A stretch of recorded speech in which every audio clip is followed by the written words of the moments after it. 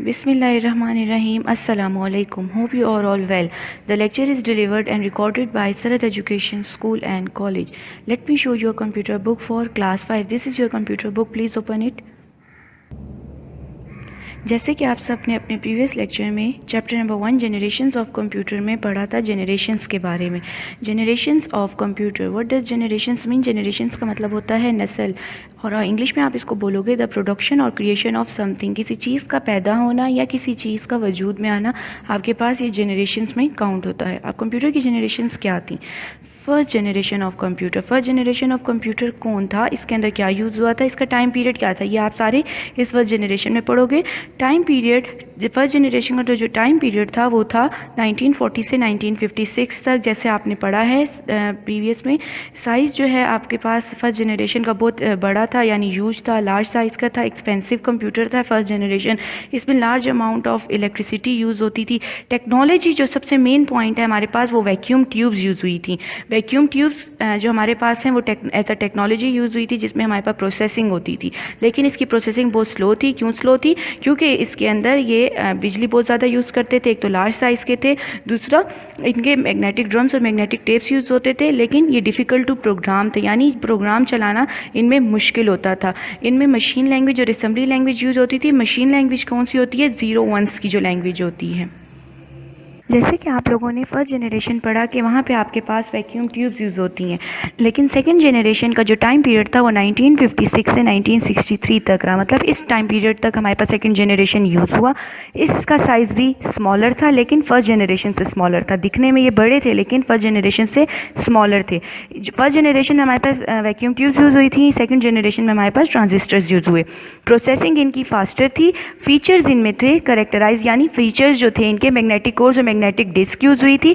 लेकिन ये first generation से थोड़े इजी थे चलाने में, इजी टू प्रोग्राम थे, इजियर टू प्रोग्राम।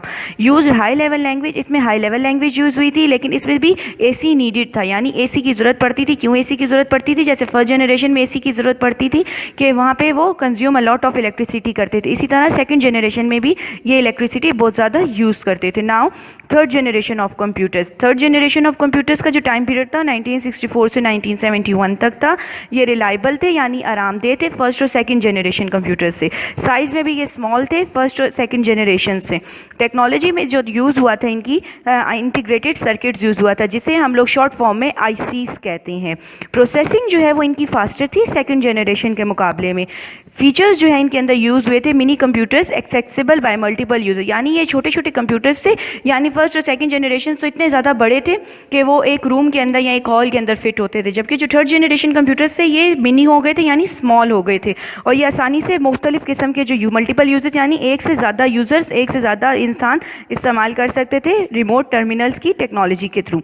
लेकिन इसमें क्या था, थर्ड जनरेशन का हमें ये फ़ायदा हुआ था कि इसमें हीट की जनरेशन जो है वो हमें लेस हीट जनरेट होती थी, यानी इसमें जो हीट की इलेक्ट्रिसिटी जब कंज्यूम लॉट ऑफ इलेक्ट्रिसिटी था, जैसे फर्स्ट और सेकंड में इसमें भी होती थी, लेकिन वो लोग फर्स्ट और सेकंड जनरेशन कंप्यूटर जो है वो बहुत ज़्यादा हीट प्रोड्यूस करते थे, जबकि थर्ड जनरेशन कंप्यूटर जो है कंज्यूम इलेक्ट्रिसिटी तो करता था, इलेक्ट्रिसिटी को इस्तेमाल तो करता था, लेकिन हीट कम प्रोड्यूस करता था। एसी तो फिर भी इसमें चाहिए था, और इसकी देखभाल भी उस तरह नहीं करनी पड़ती थी जैसे थर्ड जनरेशन को करते हैं। नाउ फोर्थ जनरेशन का जो टाइम पीरियड था 1972 से 1986 तक था। इसका साइज़ जो है वो बहुत स्मॉल था। टेक्नोलॉजी जो है वो यूज़ हुई थी VLSI, यानी very large scale integration technology use हुई थी इसके अंदर।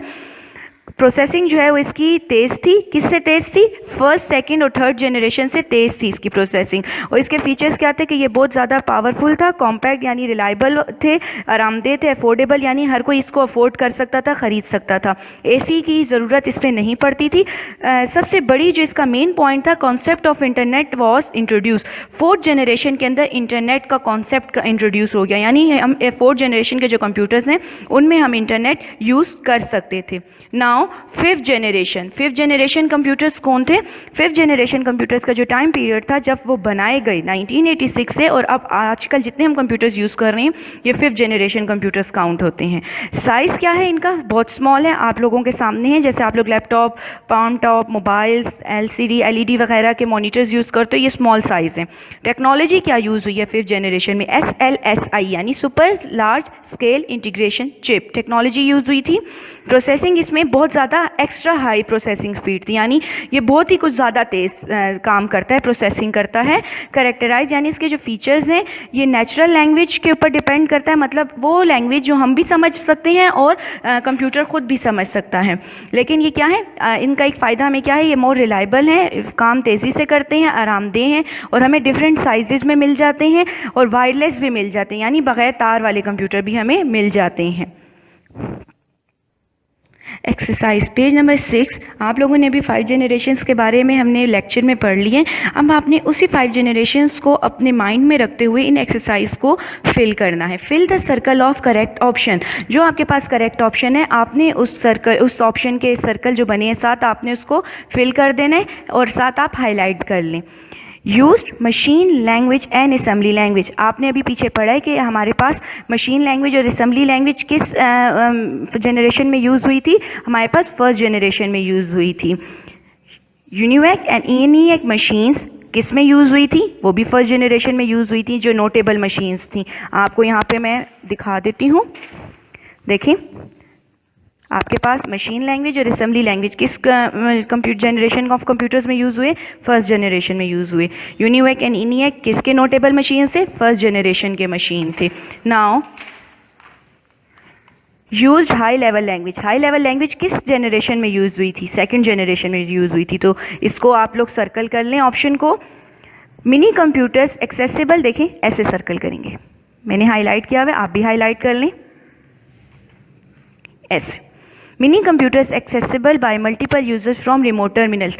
कौन से मिनी कंप्यूटर्स थे जो हमारे पास स्मॉलर साइज़ होते गए और मिनी कंप्यूटर्स में कन्वर्ट होके हमारे पास मल्टीपल यूजर्स उसको यूज़ कर रहे थे? जी बिल्कुल, थर्ड जनरेशन कंप्यूटर्स से। थर्ड जनरेशन कंप्यूटर्स जनरेशन को आप सर्कल कर दें, उसके फिल कर दें। इंटीग्रेटेड सर्किट्स किस जनरेशन की टेक्नोलॉजी थी? फर्स्ट, थर्ड, सेकेंड या फोर्थ? बिल्कुल थर्ड जनरेशन की टेक्नोलॉजी थी, तो आप थर्ड जनरेशन के ऑप्शन को सर्कल कर दें। VLSI very large scale integration technology किस जनरेशन की टेक्नोलॉजी में यूज़ हुआ था? फर्स्ट, थर्ड, सेकंड या fifth?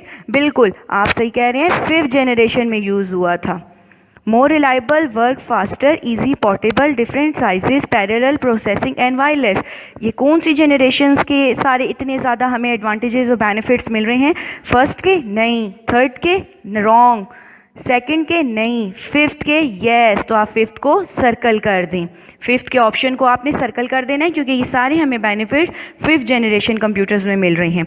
Intended to work with natural language. हमारे पास नेचुरल लैंग्वेज में कौन सी जनरेशन में काम शुरू हो गया था?